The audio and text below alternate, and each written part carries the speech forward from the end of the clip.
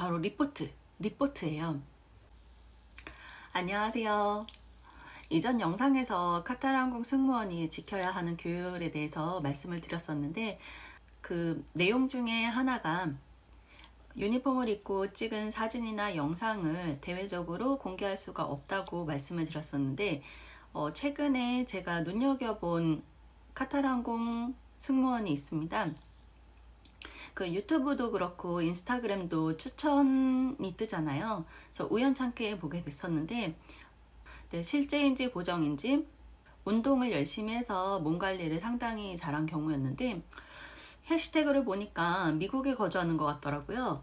그런데 어느 날인가 카타르가 적혀 있어서 카타르 항공 승무원이구나 생각을 했었어요.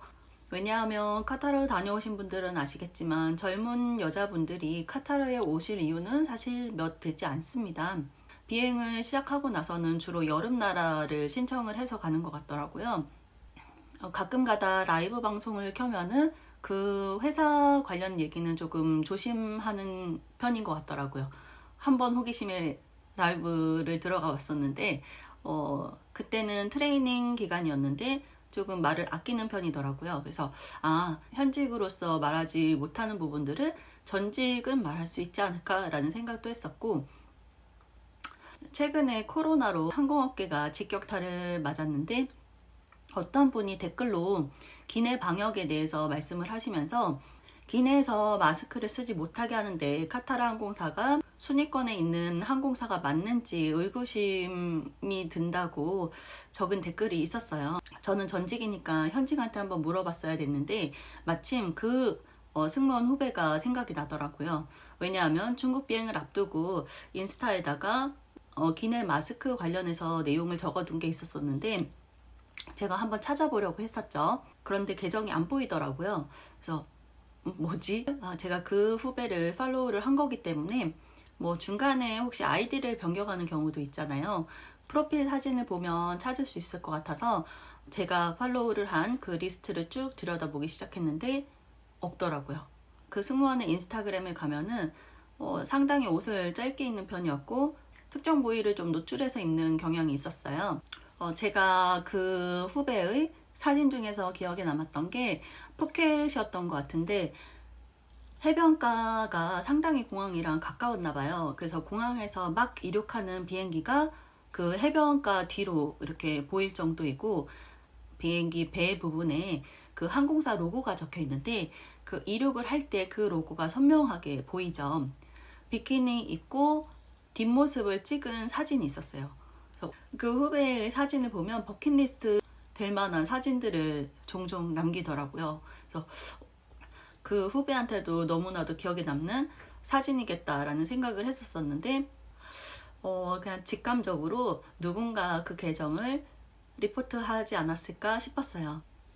이전 영상에서 말씀을 드렸듯이 뭐 크루시에서 잠깐 존다든가 뭐 그럴 수 있죠. 사람이 실수할 수 있으니까 그럴 수가 있는데, 잠깐 존 걸로 인해서 뭐 원웨이 티켓을 준다거나 사실 그런 경우라기보다는 바로 리포트예요. 우리나라 사람들은 내가 한 대로 돌려받는다라는 생각을 하고 있지만, 여러 나라의 국적의 사람들과 여러 나라의 인종, 여러 나라의 문화권에 있는 사람들이랑 같이 일을 하다 보면은 우리는 이렇게 생각을 하지만 어떤 나라에서는 내가 규칙을 잘 지키고 있다라는 걸 증명하기 위해서 그 규칙에 어긋나는 사람을 리포트를 함으로써 나는 규칙을 잘 따르는 사람이고, 그래서 나는 인정을 받고 내가 올라갈 수 있다고 생각하는 사람들이 있어요. 그래서 이 리포트 때문에 보수적으로 느껴질 수가 있을 텐데, 저희 때는 블로그가 한창 유행을 했었고, 이니셜로 CM, 뒷글자는 사실 기억이 안 나요.